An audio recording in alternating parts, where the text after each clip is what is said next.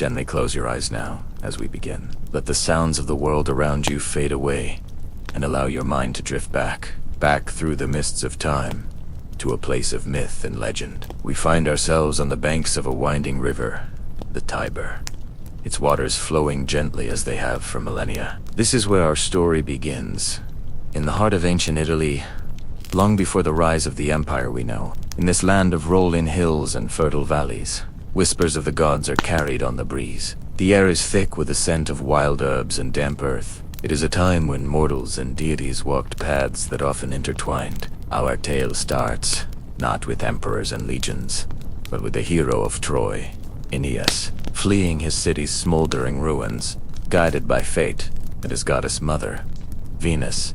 He journeyed across the great sea. After many trials, he and his followers landed upon these shores, destined to lay the foundation for a people who would one day rule the world.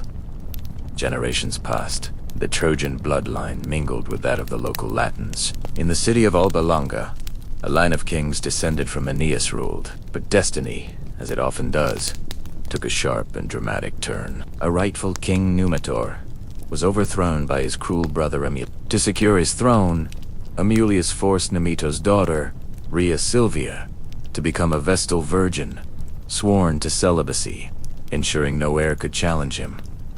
But the gods had other plans. In the quiet sanctity of the temple, the war god, Mars, was captivated by Rhea Silvia's beauty. From their union, twin boys were born, Remus and Romulus. They were demigods, carrying the fire of Mars and the legacy of Aeneas in their veins. When the usurper King Amulius learned of their existence, he feared the prophecy they represented. He ordered the infants to be cast into the Tiber River, left to the mercy of its currents. Imagine the small basket, carrying the two sleeping infants, bobbing along the water. The river, as if guided by a divine hand, did not swallow them. Instead, its waters receded, gently depositing the basket at the base of a fig tree near a hill that would later be known as the Palatine. Their cries were heard not by human ears, but by a she-wolf, a lupa.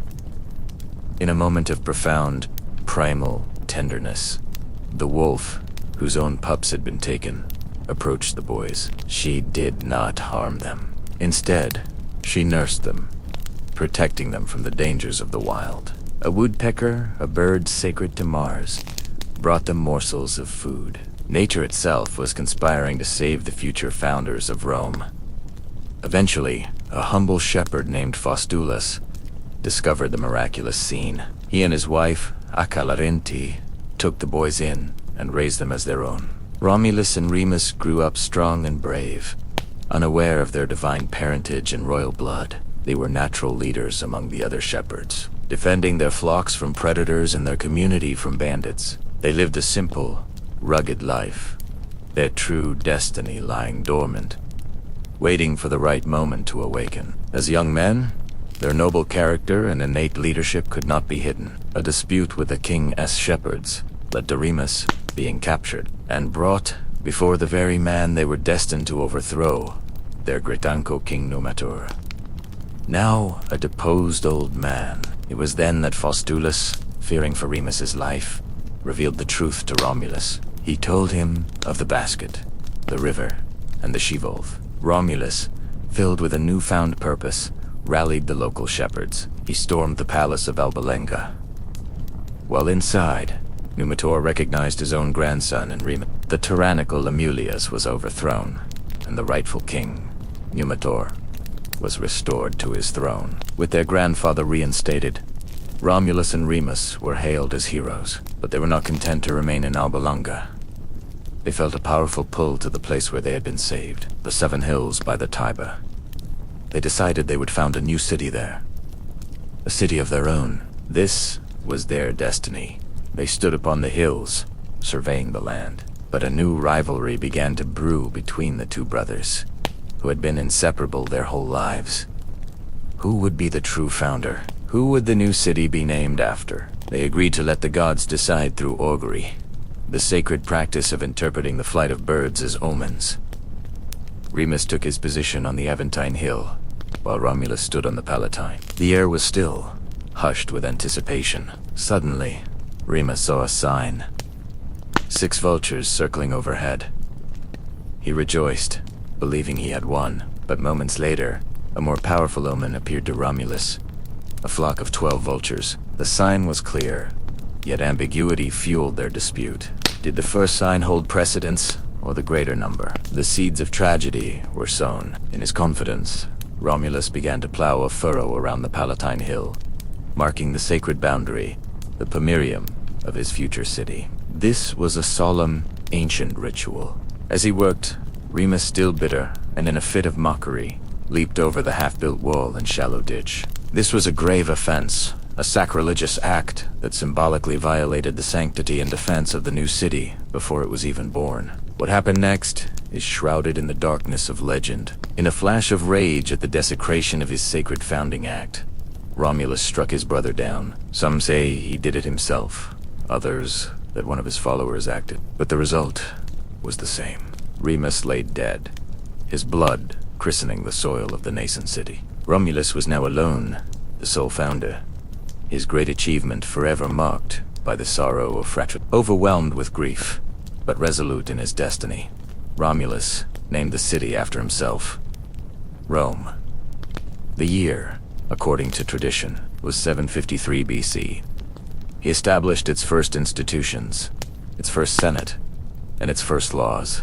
To populate his new city, he declared it a sanctuary, an asylum for all the landless, the exiled, the fugitive. People flocked from all over, seeking a new beginning within the walls of Rome.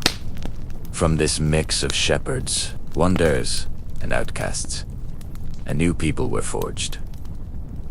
The Romans. The foundation was laid, not just with stone and soil, but with myth, divine will, and the blood of a brother. The quiet hills by the Tiber would never be the same again. They were now the heart of a city that was just beginning to beat. A city destined to grow into a republic, and then an empire that would shape the course of history.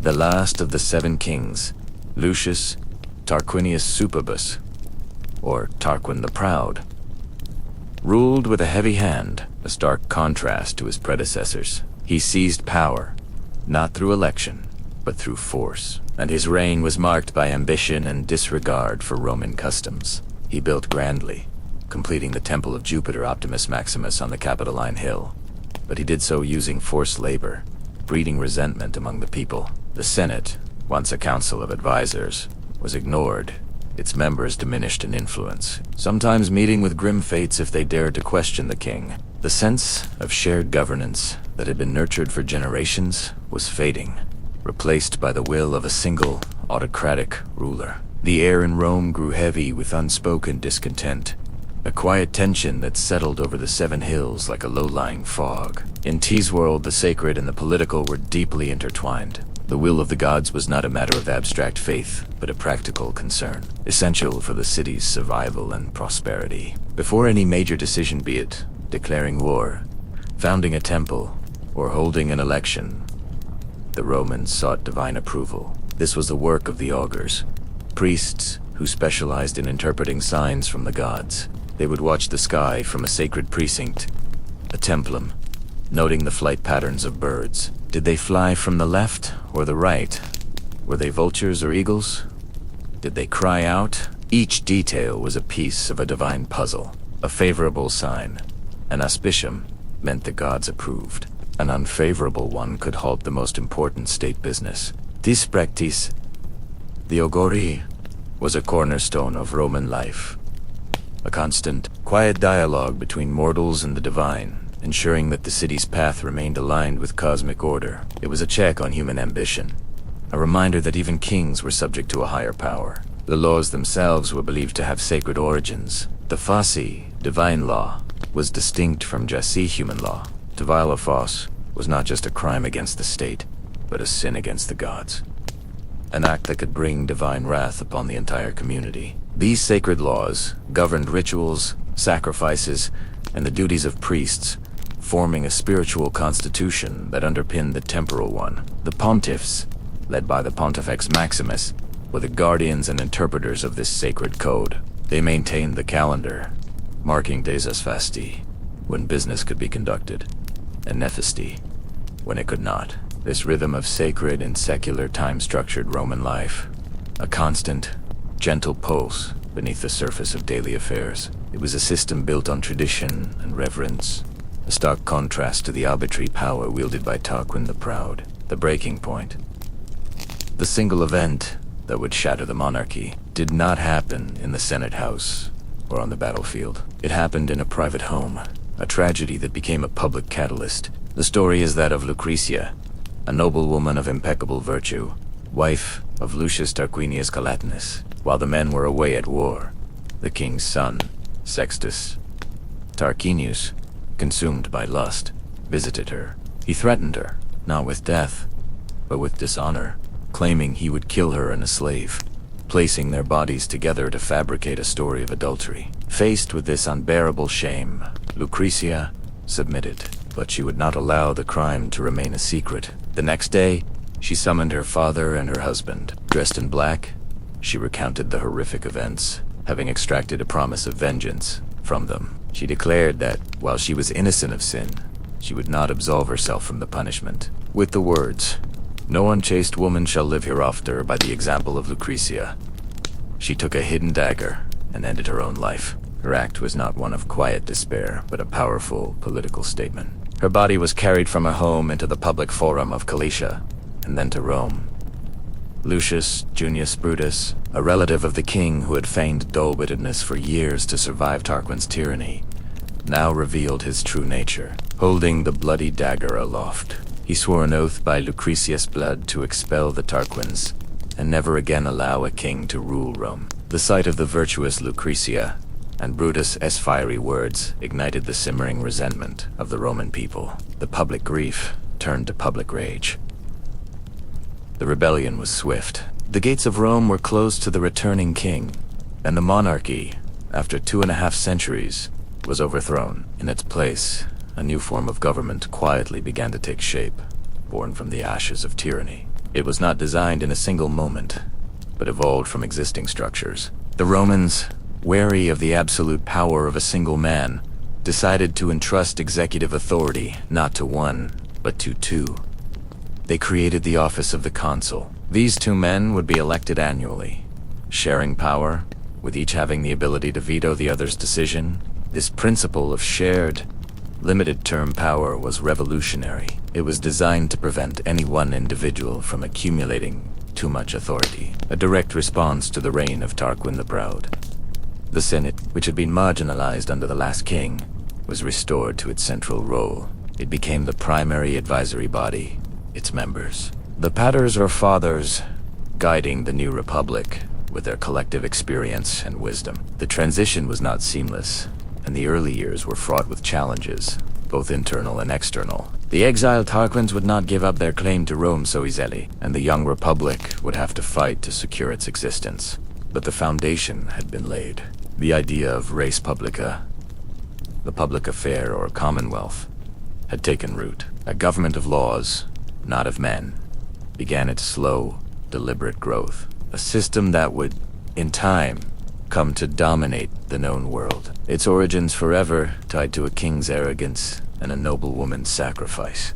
The old alliances with the Latins, once bound by kinship and shared gods, began to fray like a well-worn tunic. These were not strangers, but cousins, who watched Rome's shadow lengthen with a mix of envy and unease. The trust that had been forged in shared battles now soured into suspicion. Every whispered rumor in the marketplace, every glance exchanged between senators, seemed to carry the weight of impending conflict. The fields still smelled of sun-baked earth and wild herbs, but now there was a new scent on the wind, the metallic tang of swords being sharpened in secret. The gods of the Latin cities, statues of cool stone and weathered wood, seemed to look down with somber eyes, as if they too could feel the tremors of a family turning against itself. The bonds of blood were thick, but the thirst for power, for a place in the sun that was not eclipsed by Rome, was proving to be thicker still. Beyond the Latin plains, nestled in the rugged spine of the Apennines, were they were a people as hard and unyielding as the mountains they called home. Shepherds and warriors, their hands were calloused from both the crook and the spear. They moved through the high passes like ghosts, their knowledge of the land a weapon far sharper than any Roman gladius. The wars with them were not fought in open fields under a clear sky, but in narrow gorges where shadows clung all day and the cry of an eagle could be a signal for ambush. Roman legionaries, accustomed to disciplined formations, found themselves clambering over treacherous scree, the air thin and cold. They learned to listen for the snap of a twig, the dislodging of a single stone. It was a grinding, brutal conflict, a war of attrition where victory was measured not in captured cities, but in securing a single mountain pass, a vital spring, a patch of pasture for weary mules. Nights were spent huddled around small fires, the silence of the mountains broken only by the sentry's call, each man knowing that the darkness held enemies who were born of it. Then, from across the Ionian Sea, came a new terror, something born of legend. Pyrrhus, of Epirus, a king with the blood of Achilles in his veins, brought with him creatures of myth. Elephant, these great, gray beasts, towering over men and horses, lumbered onto the fields of Italy like living siege towers. Their trumpeting calls were a sound of primordial dread, their thick hides impervious to Roman horses, smelling the alien scent, panicked and fled, breaking the disciplined lines. The ground shook under their tread. For the legionaries, it was like fighting an earthquake, a force of nature. Te cadet, them Lucanian cows, a nervous joke to mask the sheer awe and terror. Yet, even in defeat, the Roman spirit was not broken. They adapted. They learned to target the mahouts, the drivers perched on the great beasts' necks. They used fire and sharp, deep ditches. They saw that these mountains of flesh, for all their power, could be turned into a liability, rampaging through their own lines in pain and confusion. Pyrrhus won his battles, but the cost was so immense, so draining, that his victories felt like defeats, a testament to the relentless, stubborn resolve of the Roman farmer soldier. As Roman control solidified, it was not just with the sword, but with stone and soil. The first great roads began to snake their way out from the city, monuments of engineering and ambition. The Appian Way, straight as a spear cast, cut through hills and marshes, paved with smooth, fitted stones. It was more than a road. It was an artery, pumping legions, supplies, and messengers out into the peninsula and drawing tribute, trade, and new ideas back to the heart. Along these routes, the dust of marching sandals mingled with the dust of escarts and merchants' mules. The world began to shrink. A journey that once took weeks of navigating winding, muddy tracks could now be made in days. These roads were the sinews of a new, unified Italy, binding disparate peoples together with the undeniable logic of Roman order. But the true binding was not of stone, but of spirit. It was in the shared rites and whispered oaths. When a new town was brought into the fold, it was not simply conquered, it was absorbed. Their local gods were often invited into the Roman pantheon, given a place of honor, their statues carried in procession to a new home in the city. It was a clever kind of conquest, one that stole not just your land, but your gods, making them Roman. At the heart of every home, from the grandest patrician villa to the humblest farmer's hut, were the lares and penates, the household gods. They were small, often simple figures of wax or wood, kept in a special shrine near the hearth. They were the guardians of the family, the spirits of ancestors watching over the living. Every meal began with an offering to them, a crumb of bread, a drop of wine. They were the silent witnesses to births, marriages, and deaths, the anchor of Roman life. It was to them, and to the genius of the paterfamilias, that oaths were sworn, promises made with a gravity that transcended any court of law. To break such an oath was to invite not just mortal punishment, but the wrath of the unseen world, to bring a curse upon your house and your descendants. This web of personal piety, of duties to the dead and the divine, was the invisible foundation upon which the entire edifice of Roman power was built. It was a discipline of the soul that mirrored the discipline of the legion. The Carthaginian fleet, long the masters of the Mediterranean, found themselves facing a curious and unsettling new reality. Their ships, agile and swift, were built for ramming and skirmishing, a delicate dance of naval prowess perfected over centuries. They would dart in, strike a crippling blow with their bronze-tipped rams, and glide away before the enemy could effectively retaliate. This was the art of sea warfare as they knew it, a testament to their heritage as Phoenician sailors. But the Romans, ever the pragmatists, had devised a brutally effective countermeasure. They were not natural sailors. Their strength lay on land, in the disciplined clash of legions. So, they decided to turn sea battles into land battles. On the decks of their newly built quinquerie, they installed a strange and terrifying devista, corvus, or the crow.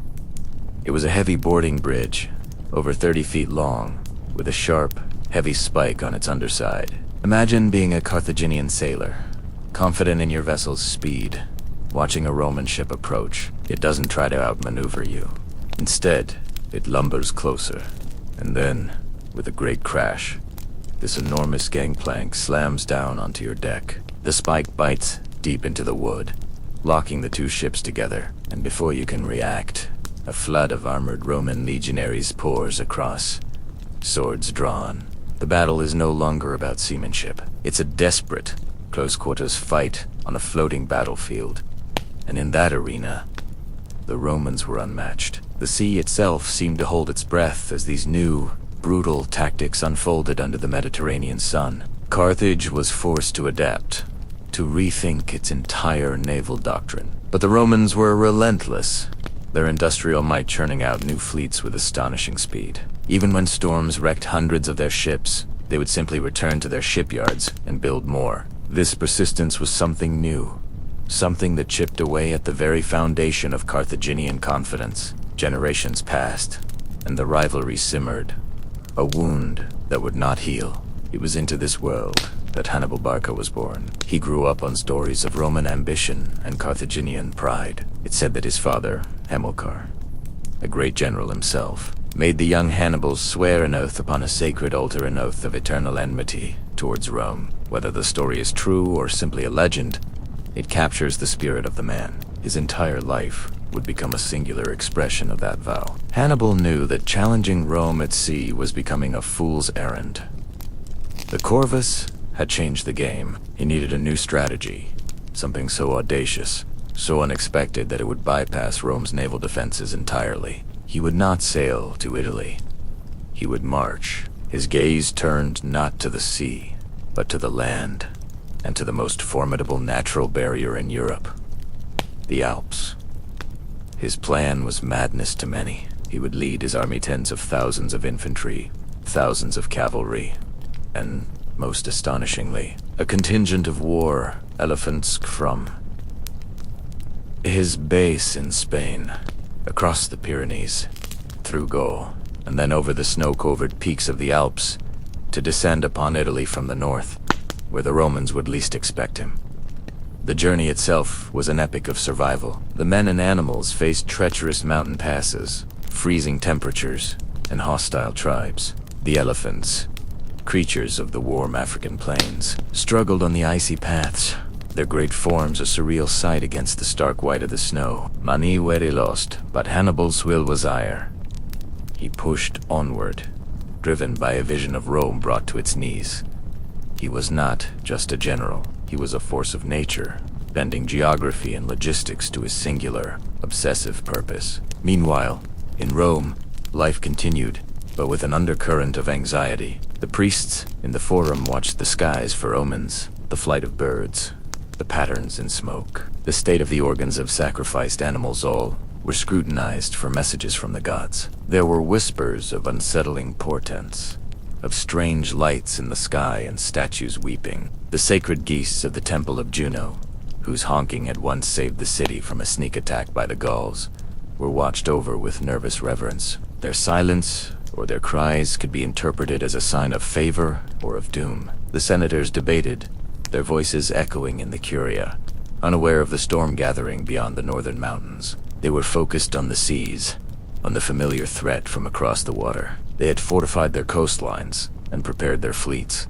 confident in their defenses. They could not conceive of an army appearing from the one direction they believed to be impassable. The air in Rome was thick with the scent of incense and the low murmur of prayer. There was a sense that the world was holding its breath, that the long and bitter story with Carthage was entering a new, darker chapter. The old certainties were beginning to feel fragile. Deep in the heart of the city, people felt a subtle shift, a quiet tremor of foreboding, as if the very stones of the Forum knew that something was coming, something that would test the Republic to its very core. They did not yet know his name, but Hannibal was on his way, and with every step he took through the Alpine snows, the destiny of the ancient world was being reaped. The snows of the Alps held the secret, a silent witness to the beginning of one of history's greatest gambles. As the dust of countless victories settled, the Roman Republic found itself in a paradoxical state. Wealth, beyond the wildest dreams of their ancestors, poured into the city, carried on the backs of conquered peoples and drawn from the earth of newly acquired lands. Yet, this river of gold did not water the roots of the Republic evenly. For the common soldier, the farmer who had left his plow to fight for Rome, the return was often to a land fallow and neglected, or worse, bought out from under him by a wealthy patrician with a fortune made from the spoils of the very war he had fought. An unsettling quiet fell over the Forum, a quiet not of peace, but of simmering tension. The gap between the fabulously wealthy and the desperately poor widened into a chasm. Into this void stepped two brothers, Tiberius and Gaius Gracchus. They saw the injustice, the legionaries who conquered the world only to lose their own small piece of it. They spoke of reform, of redistributing public land back to the citizens who had earned it. Their voices, at first a hopeful whisper, rose to a passionate call for justice. But in the shattered halls of the Senate, where fortunes were tied to these vast estates, their words were heard as a threat. The story of the Gracchi brothers ends not in triumph, but in tragedy. Their ideals drowned out by the harsh realities of power and greed. Their dream, however, did not die with them. It seeped into the very soil of Rome, a seed of discontent waiting for the right conditions to sprout. The Republic's need for soldiers was unceasing. The old model of citizen farmers answering the call was breaking down. A new man, Gaius Marius, saw the solution not in the past, but in a radical future. He opened allegiance to the landless, the urban poor, the men with nothing to lose and everything to gain. He promised them not just a soldier's pay, but land, a stake in the republic they served. He forged a new kind of army, one loyal not to the Senate or the abstract idea of Rome, but to their Gemrudaman, who fed them, led them, and promised them a future. This professionalized force was brutally effective, a peerless fighting machine that secured the borders and crushed Rome's enemies. But in solving one crisis, Marius had created another. The legions were now a political tool, a weapon that could be turned inward, and as Marius's star rose, a shadow fell alongside it. Lucius Cornelius Sulla, a brilliant and ruthless contemporary, watched and learned. He saw the power that a loyal army could grant a man. He understood that the old rules no longer applied. The unspoken laws that had governed the Republic for centuries were becoming mere suggestions. Sulla's ambition was a cold, patient fire. He waited for his moment, knowing that the path Marius had paved with military reform could be walked by others, leading not to the salvation of the Republic, but to its heart, away from the public spectacle of the Forum and the Senate. In dimly lit taverns and secluded villas, new allegiances were being formed. Men spoke in hushed tones of secret societies, of brotherhoods bound by oaths and shared frustrations. They were soldiers, merchants, and even disillusioned nobles, all feeling adrift in this new, uncertain Rome. They felt the foundations of their world shifting. The traditions that had given life meaning now seemed hollow. They sought a different kind of power, one found not in public office, but in shared secrecy and mutual support. Amidst this growing unease, whispers of ancient prophecies began to circulate anew. The Sibylline books, the cryptic and sacred texts, consulted only in times of dire crisis, was spoken of with a mixture of fear and reverence. What did the prophecies say of this age? Did they foretell a golden era born of conquest, or a final, dark chapter for the Republic? The keepers of the books, the quindecimbri, held their secrets close, but fragments of verse, real or imagined, would escape and spread through the city like a fever. They spoke of a cycle ending, of a sky turning red, of a leader who would rise from chaos. These whispers fed the anxieties of the people, adding a mystical, almost fateful quality to the political turmoil. It was as if the gods themselves were holding their breath. watching to see which way the scales of destiny would tip for Rome. The air was thick with the scent of rain before a storm, a sense that something fundamental and irrevocable was about to change. The old republic was fading, and what would rise from its embers was a mystery hidden in the shadows of power. The loyalty of the legions, and the cryptic verses of a long-dead prophetess. The Rubicon, a small river, a whisper on the map of Italy. Yet its name echoes through time. For Julius Caesar, standing on its northern bank with his legion, it was more than water. It was a line drawn in the sand of the Republic, a boundary between his province and the heartland of Rome.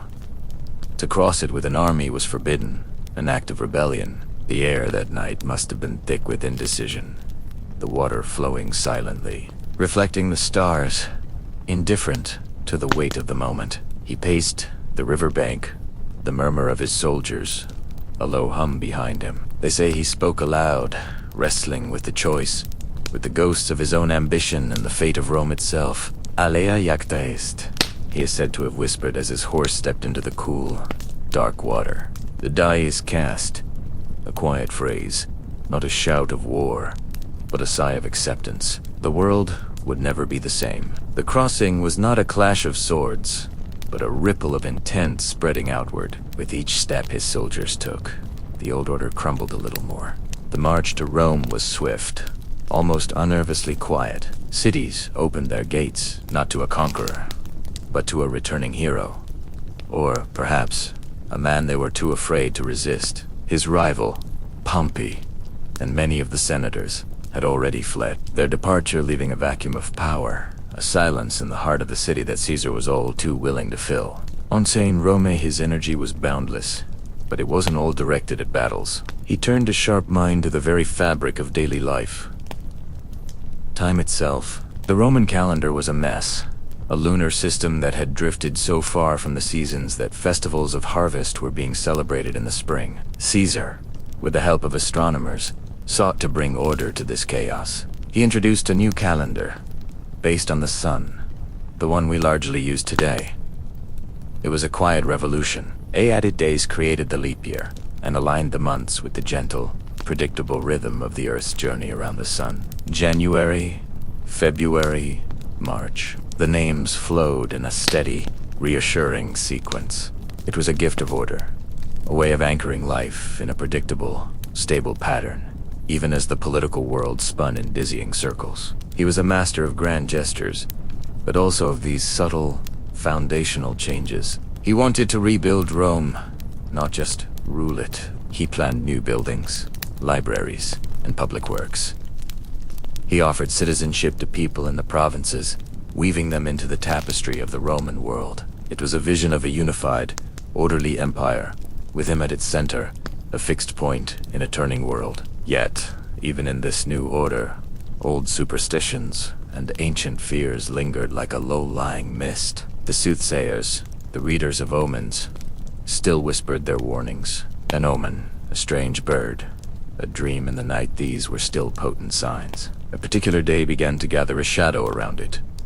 The Ides of March, the 15th day of the month. Just a date on his new, orderly calendar.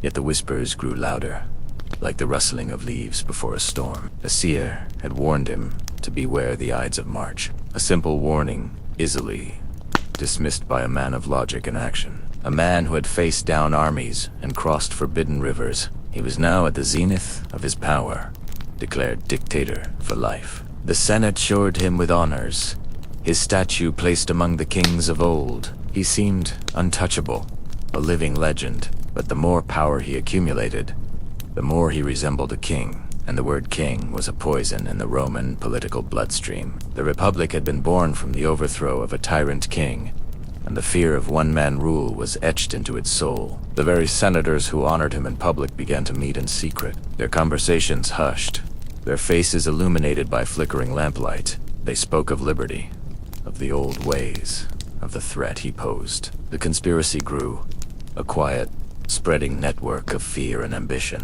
hidden beneath the surface of Caesar's ordered world. The days of early March passed, one after another, each bringing the fateful Ides closer. The city was calm, the routines of life continuing. The sky was the same, The stones of the forum stood as they always had, but underneath, a tension was building, a fragile stillness, the kind of deep, profound quiet that comes just before the world changes forever. It was the calm before the fall, the quiet that would precede the rise of a new name, a name that was at that moment just a young man, Caesar's grandnephew and heir waiting in the wings of history, unaware of the immense destiny that was about to be thrust upon him. The name was Octavian. For now, there was only the quiet, the waiting, and the slow, inexorable approach of a day on a calendar. The glow of oil lamps begins to spill from open doorways, casting long, dancing shadows across the cobblestones. It is the hour of the cena, the evening meal, when the city's frantic pulse slows to a contented rhythm. Inside a modest domus, not far from the forum, a family gathers. The scent of baked bread, herbs, and stewed lentils fills the small atrium. The father, a clerk in the city prefecture, has returned from his day's work. He reclines on a simple couch, his tunic loosened, as his wife directs the household slaves, just two, a cook and a general helper in, serving the meal. Their children, a boy of 10 and a girl of 8, sit on stools, their faces scrubbed clean, listening as their father recounts a snippet of news heard at the market. A new shipment of grain has arrived safely at Ostia. A good omen for the coming weeks. There is no great luxury here, just the profound comfort of routine, of a full belly and familiar faces of loved ones gathered close as twilight deepens outside. The city of marble may be a monument to imperial power, but it is these millions of small flickering lights in homes, just like this one, that are the true heart of Rome, the quiet lifeblood of the Pax Romana. Further up the Quirinal hill, in a much grander villa, the cena is a more elaborate affair. Here, a senator, a man of old family and new wealth, entertains a handful of guests. The triclinium, the dining room, is a masterpiece of frescoed walls depicting mythological scenes. The couches are inlaid with ivory and tortoiseshell, and the air is perfumed with expensive incense. The meal is a performance. Course after course arrives, carried by a retinue of slaves.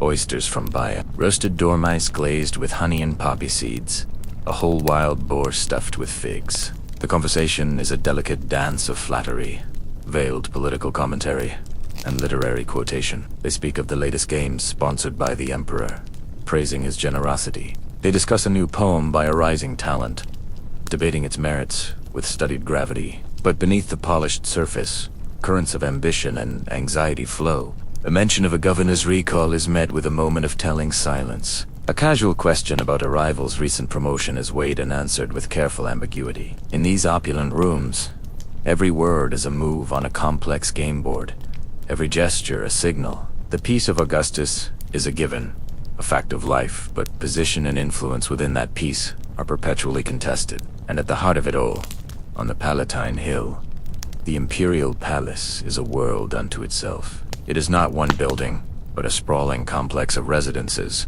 offices, temples, and gardens. A city within the city. Here, the routines are dictated not by the sun, but by the emperor's will and the machinery of state.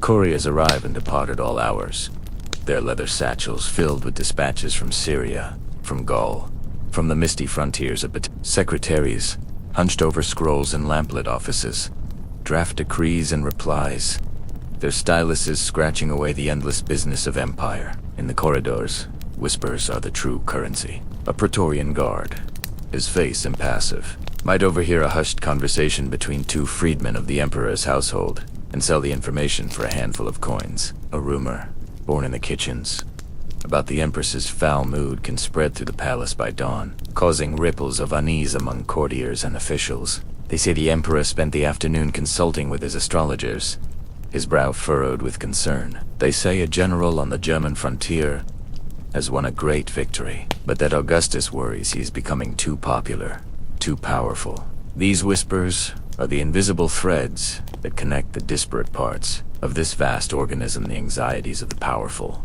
the hopes of the ambitious, the fears of those who serve them. Down in the city, the temples are quieting. The last of the day's worshippers have left their small offerings of grain or wine at the altars of their chosen gods. In the small neighborhood shrines, The Lares and Peinates, the humble spirits of the household, are honored with a pinch of salted flour thrown into the hearth fire. These are the ancient, personal rituals that anchor Roman life, a spiritual bedrock far older than the emperor or the empire itself. Yet, a new kind of worship is also taking root. In the grand new temples built by Augustus, the divine spirit of the emperor and the genius of Rome itself are venerated. It is a civic religion, a celebration of the peace and stability he has brought. People offer sacrifices for the health of the emperor, because his well-being is now inextricably linked with their own.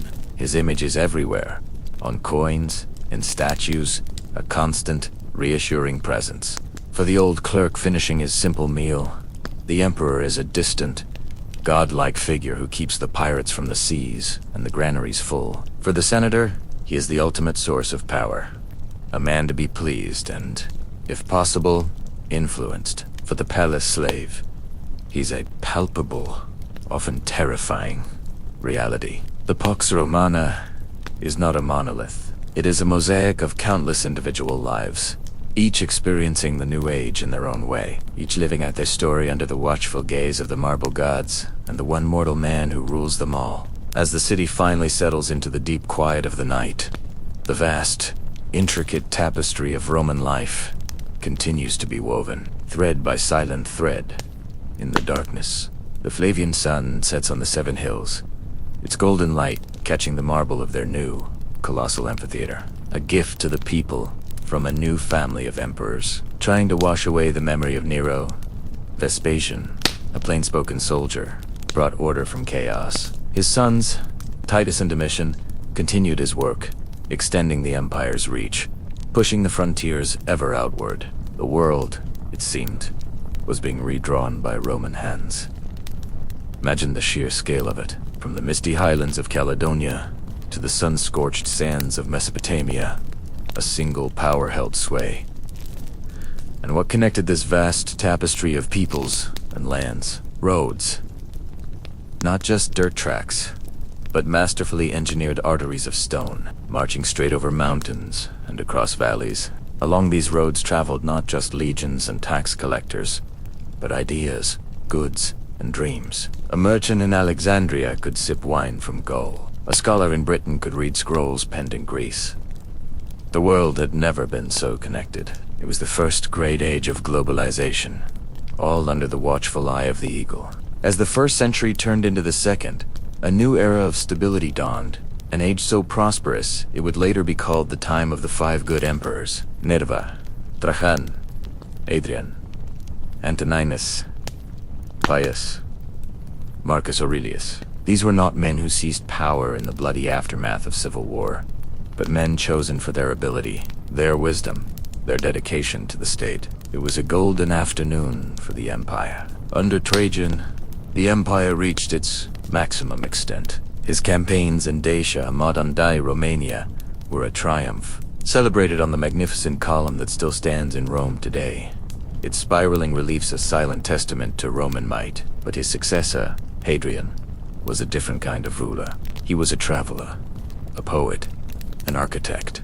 He journeyed to nearly every province of his vast domain, not to conquer, but to consolidate, to build, to understand. He saw the empire not as a thing to be endlessly expanded, but as a garden to be cultivated and, where necessary, walled. And so, he built his walls. The most famous, of course, slices across the neck of Britain.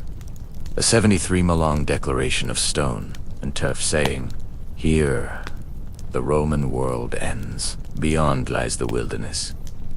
Picture a sentry, a boy from Spain, perhaps huddled by a brazier on a windswept turret. He stares out into the swirling fog, listening to the unfamiliar sounds of the northern night. He thinks of the sun on the olive groves back home, a world away. This wall is not just a barrier of stone, but a psychological line, the edge of the known and the unknown. For every story of triumph, there are whispers of disaster. The legend of the 9th Legion, Hispana, is one such tale. One moment, they are a proud, battle-hardened force marching into the mists of Caledonia. The next, silence. Did they meet their end in a brutal ambush? Did they dissolve? Their men settling with local tribes? Or did they simply march off the edge of the map into legend? We may never know. Their eagle, their sacred standard, was lost. A wound to Roman pride that would never fully heal. The northern frontier was a place of ghosts, a land that swallowed legions whole. But for most people, life was not lived on the edge of a sword. It was lived in the bustling provincial towns, 1,000 miniature Romes scattered across the map. Imagine an evening in one such town, perhaps in North Africa. The heat of the day subsides. The lamps are lit. In the public baths, an architectural marvel of steam and running water. Citizens from all walks of life gather. They are not just cleansing their bodies. They are meeting friends, making business deals, debating philosophy. The baths were the social heart of the Roman city, a place of community and equality, where the senator and the shopkeeper could sweat side by side. Later, as the stars emerge in the clear desert sky, the sounds of the city soften. From a tavern, you hear the faint notes of a lyre and laughter in a dozen different languages. From a courtyard, the quiet murmur of a family sharing their evening meal. And far beyond the city walls, out on the edge of the Sahara, a lone campfire flickers. A trade caravan is stopped for the night. The camels are settled, their silhouettes dark against the dunes. The traders, men from Palmyra or Petra, share bread and stories, their voices low in the immense silence of the desert. They speak of the lands beyond, of silks from the east, of mysteries yet to be discovered. The Roman peace, the Pax Romana, holds them safe. It is an umbrella of security under which millions of lives unfold, each one a unique story, a small light in the vast, quiet expanse of the imperial night. The frontier is not just a line on a map. It is 1,000 campfires burning in the darkness, each one a pinpoint of civilization, of human warmth, facing the great, silent unknown. It is the steady, rhythmic breathing of a world at peace, a world held in a delicate, powerful balance. The city breathes, even in sleep. Its stone lungs expand and contract with the cool night air, drawing in whispers from the Tiber and exhaling the day's lingering warmth. Along the massive new circuits of walls, the sentries walk their lonely paths. These aren't the old, proud ramparts of the Republic, built in a time of confident expansion. These are the walls of Aurelian, a soldier emperor who knew the scent of fear on the wind. He built them not just to keep invaders out, but to hold the heart of the world together when everything else was threatening to fly apart. The stones themselves, repurposed from older monuments and tombs, seemed to remember a more certain age, their carved faces now staring blankly into the darkness, silent witnesses to a storm that had raged for 50 years. This storm, a tempest of usurpers, plagues, and economic collapse, had left deep scars. The silver in the coins had thinned to almost nothing, a ghost of its former value. A farmer trading his grain for a denarius might find that by the next market day,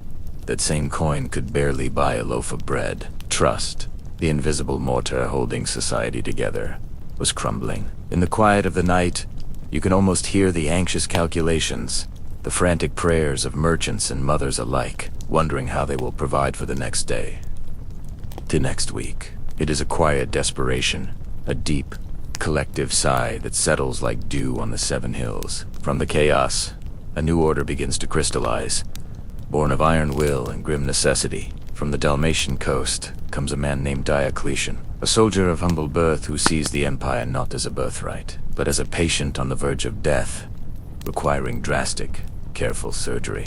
He does not seek the adulation of the Roman mob or the flattery of the Senate. He surrounds himself with a divine mystique, an aura of distance and power. He is not merely a princeps, a first citizen. He's Dominus Lord. He understands the empire is too vast, the borders too long, for one man to defend. The weight of it would crush anyone. So he shares the burden. He creates a system of 4 rulers, the Tetrarchy, to senior emperors, the Augusti, and to junior ones, the Caesars, a college of emperors, bound by duty and marriage, each governing a quadrant of the Roman world, from Tria in Gaul, Milan in Italy, Sirmium on the Danube, and Nicomedia in the east.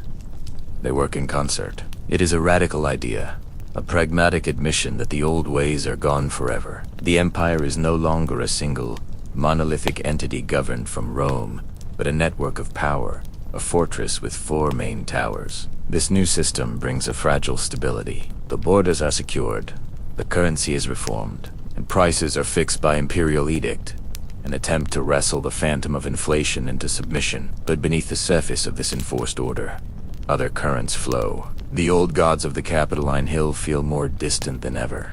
Their rituals, once the bedrock of Roman identity, now seem hollow to many. In the quiet back alleys of the Subura, in the villas of wealthy patrons, and even in the barracks of the legions, people gather in secret. They speak of a different kind of salvation, one not offered by the emperor or the state. They share bread and wine, and tell stories of a carpenter from Galilee, of sacrifice and resurrection. These are the whispers of a faith that offers a personal connection to the divine, a promise of eternal life that transcends the decay of the material world. To the authorities, it is a dangerous superstition, a challenge to the established order, a refusal to honor the gods who protect the state. But for its followers, it is a light in the darkness, a wellspring of hope in an age of anxiety. The rites are simple, the community is strong, and the message is powerful. And as the night deepens, these two foresee the rigid, top-down order of Diocletian's new state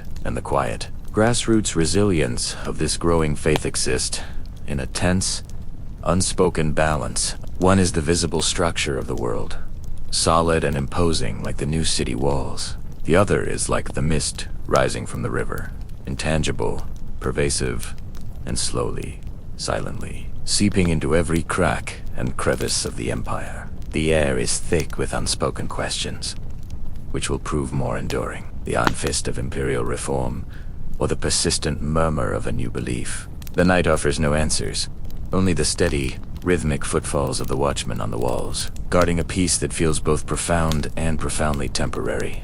And so, Constantine, now undisputed master of the Roman world, sought a new heart for his empire. Rome, the city of 1,000 years, felt steeped in the old ways.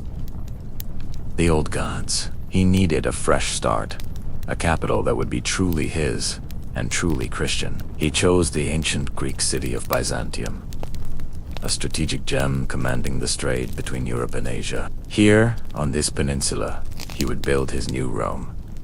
Constantinople rose with astonishing speed, a testament to imperial will and resources. Palaces, forums, and hippodromes were built, but at its core were magnificent churches. Unlike the old Rome, this city was born Christian. Statues of pagan gods, plundered from across the empire, were repurposed not for worship, but as mere decoration in public squares, a symbolic demotion. The city was a statement.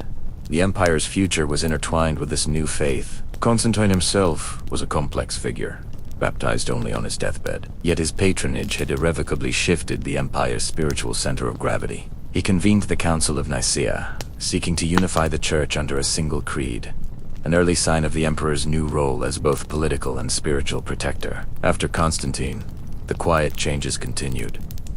The old faiths didn't vanish overnight. They simply faded, losing state support and public prominence. It was a slow generational shift, like a tide going out, almost imperceptible. Then came Theodosius, an emperor who would finish what Constantine started. He made Nicene Christianity the official state religion of the Roman Empire, formally banning pagan sacrifices and closing temples. The Vestal Virgin's sacred fire in Rome, which had burned for over 1,000 years, was extinguished. The Olympic Games, a tradition stretching back into the mists of Greek history, were held for the last time.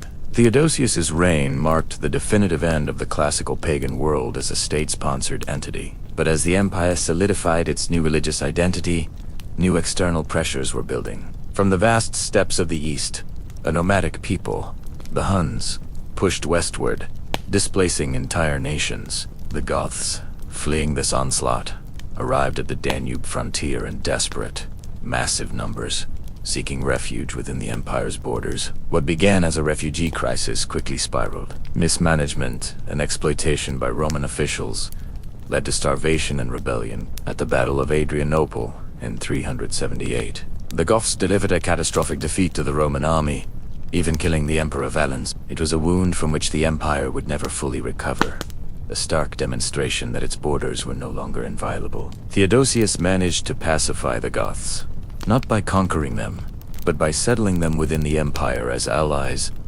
It was a pragmatic solution, but one that set a dangerous precedent. It introduced large, semi-autonomous barbarian military forces inside Roman territory. When Theodosius died, he made one final, fateful decision. He divided the empire between his two young sons. Honorius would rule the west from Ravenna, and Arcadius, the east from Constantinople. This division, meant to be a temporary administrative convenience, would become permanent. The Western Roman Empire, now facing immense internal strain and constant external threats, began a slow, painful process of fragmentation. Its tax base was shrinking, its armies increasingly reliant on barbarian mercenaries who had little loyalty to Rome, and its leadership was often weak and ineffective. Waves of Vandals, Suebi, and Alans crossed the frozen Rhine River. Rome itself was sacked by the Visigoths in 410, an event that sent shockwaves across the Mediterranean world. It was a symbolic blow, a violation of the Eternal City that had been breached by a foreign enemy in 800 years. While the West crumbled, the East endured. Constantinople, with its formidable walls, strategic location, and more robust economy, became a bastion of civilization. The Eastern Roman Empire, which we now call the Byzantine Empire, saw itself not as a successor state, but as the direct continuation of the Roman legacy. It preserved Roman law, Greek philosophy, and Christian theology for another 1,000 years. It was the lamplight in the darkness, a beacon of learning and stability, while Western Europe entered a period of profound change and decentralization. The fall of the West wasn't a single event.